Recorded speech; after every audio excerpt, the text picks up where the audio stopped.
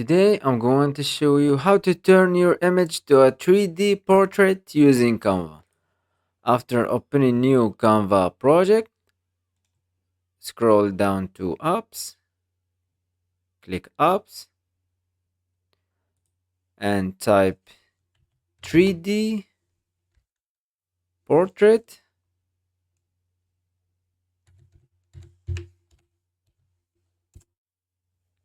and choose this app and click choose file and select the image that you want to use and click remove background and click generate 3D image. And sometimes it takes long time, and here is the result that we get. Click add to design.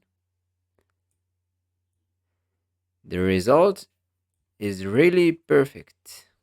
I hope you like this tutorial. Subscribe to the channel to learn more about Canva.